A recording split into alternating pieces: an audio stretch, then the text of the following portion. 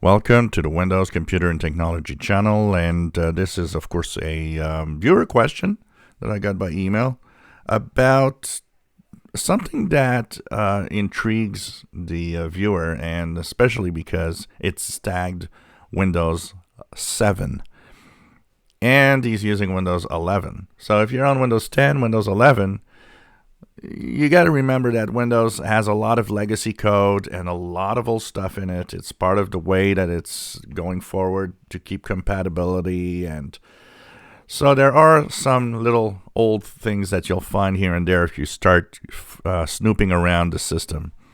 So if you go into your control panel in Windows 10 or Windows 11, you'll notice that one of the options is called Backup and Restore, and it says Windows 7.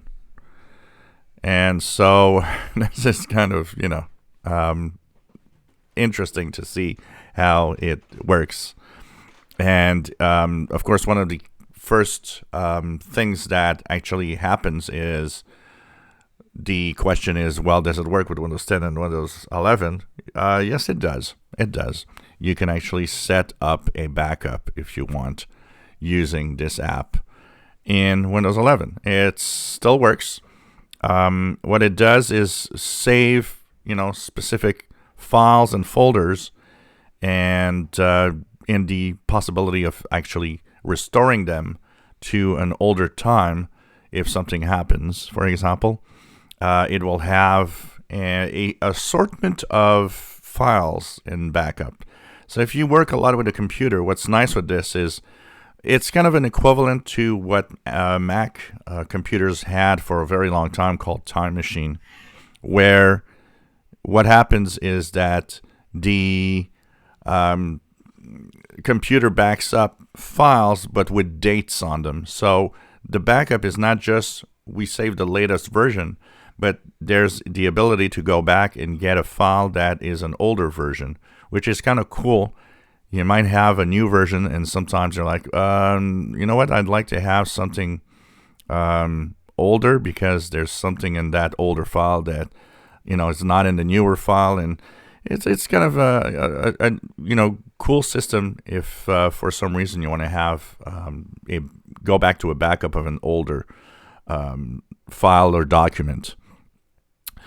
So the way that this works is you need an external hard drive. It is absolutely something that you have to do, or have a network drive.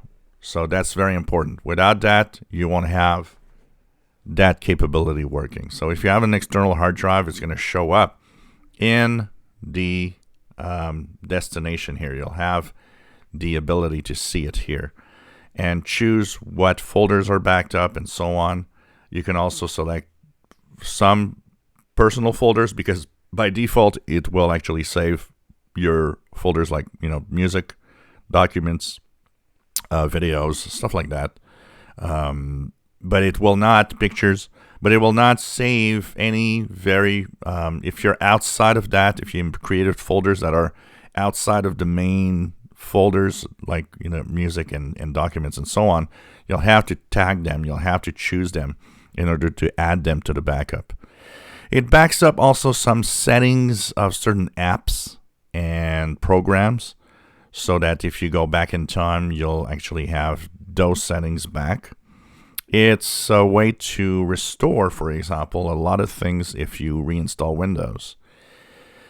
Would I use this personally? I'm not sure that I would use this today, but it still works. And if you want to have a backup done, it will do it. A lot of external hard drives today come with, backup software pre-installed on them. And I would probably choose the ones that come with the hard drive rather than the ones that are within Windows today. As, it's old, and you never know when Microsoft could say, well, this is legacy and we're not going to support this anymore. So, old stuff still in there, even in Windows 11 with backup and restore. If you enjoy my videos, please subscribe, give us thumbs up. Thank you for watching.